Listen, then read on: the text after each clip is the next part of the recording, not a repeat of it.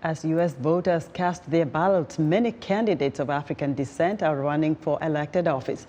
And joining me now is one such candidate, Oye Owolewa, a Nigerian American and current U.S. shadow representative for the District of Columbia. Oye, welcome to Africa 54.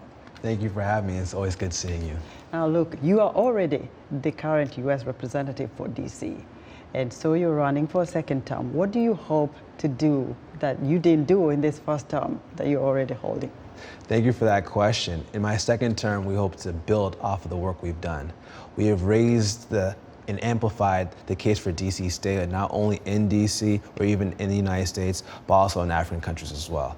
We've also successfully introduced a DC statehood resolution in West Virginia and hope to amplify and repeat those efforts in other states as well. You know, for a long time, Oye, you have advocated for the statehood of the District of Columbia. A lot of people just know DC, but it's not a state. Right. Why would you advocate for this, and what would it mean if DC became a state? Yeah, DC statehood is critical because not only do we get to finally have representation on laws that we're taxed to pay for, we're also able to control many things in DC that we currently don't have. Number one, we don't have full control of our law-making system. We don't have control of our criminal justice, and we don't even have control of our budget. So this allows us to have full control over our lives. So who does have that control over the District of Columbia? Right now, the federal government controls everything. We have a president that's the chief of our National Guard. So whether it's COVID response or even what happened on January 6th, DC residents were unable to control our own safety. What other issues are the voters most concerned about in your constituency?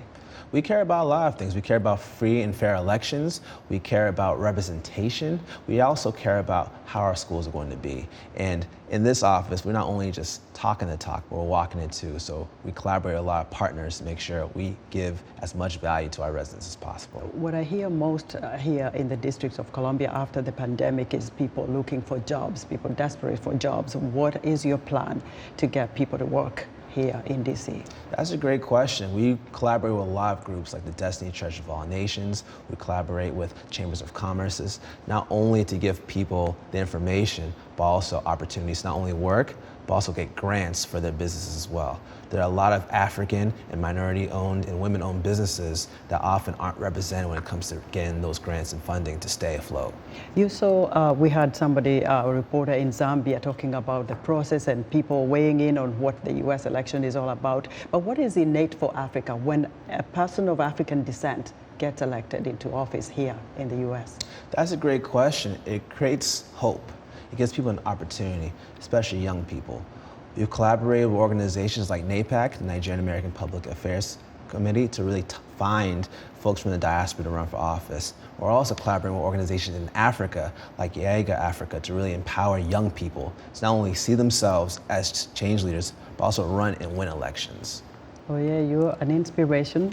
You've made it from Nigeria to the US, and here you are.